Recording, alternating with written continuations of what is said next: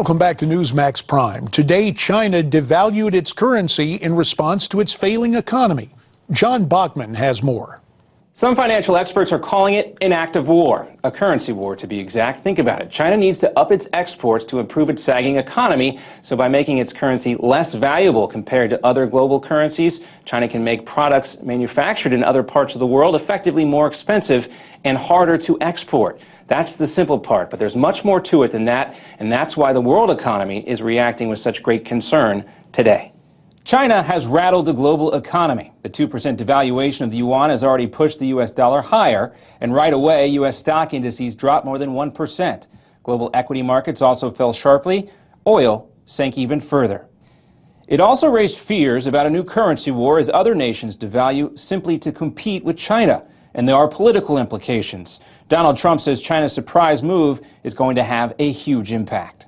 They're just destroying us. Our currency is going up, which sounds good, but actually, if you look at what it's doing to our country, and they're cutting their currency, they keep devaluing their currency until they get it right. They're doing a big cut in the yuan, and it's going to be devastating for us.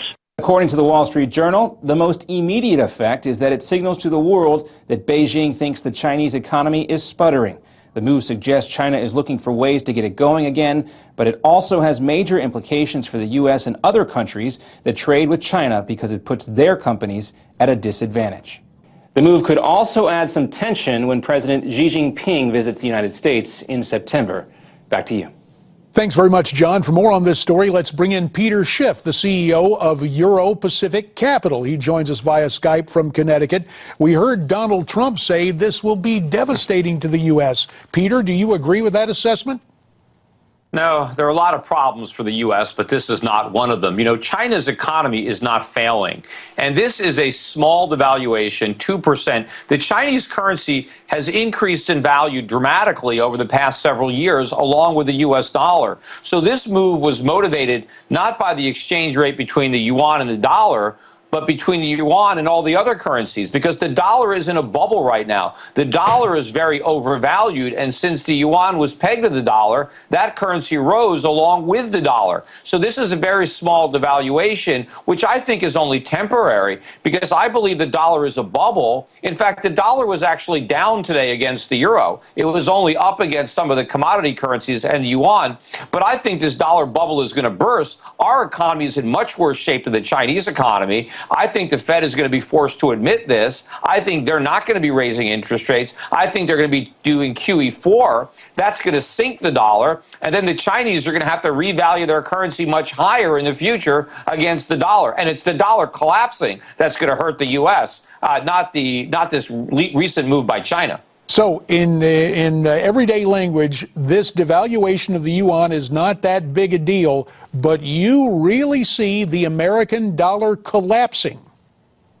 Absolutely. I mean, it's propped up based on hope, based on hype, based on speculation. We have an enormous trade deficit, with China. Obviously, the Chinese economy is better than ours. They produce all the things that we can't produce. All the goods that Americans want to consume, they're made in China. We don't make anything the Chinese want to consume. I mean, I guess some motion pictures and music, but that's about it. All the real products are manufactured over there. Their economy is far more powerful, far more dynamic than the American economy. That's why we have these big deficits.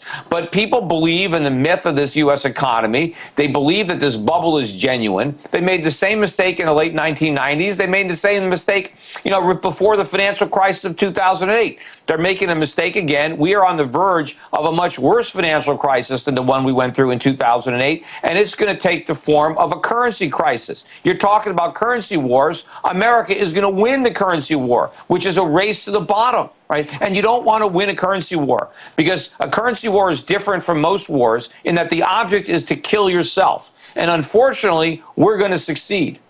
And mindful of that, internationally, does that mean the yuan replaces the dollar as the international base currency?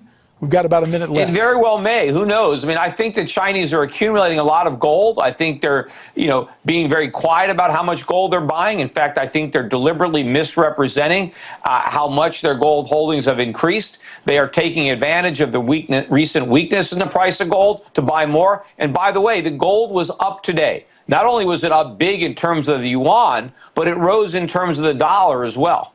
And so for stateside investors and interested folks, bottom line is to get back to precious metals. 20 seconds, Peter. Yeah, take advantage of the overvalued dollar by selling into it. Buy gold while it's on sale. Buy foreign assets. Buy foreign stocks. Get out of the dollar before the bottom drops out.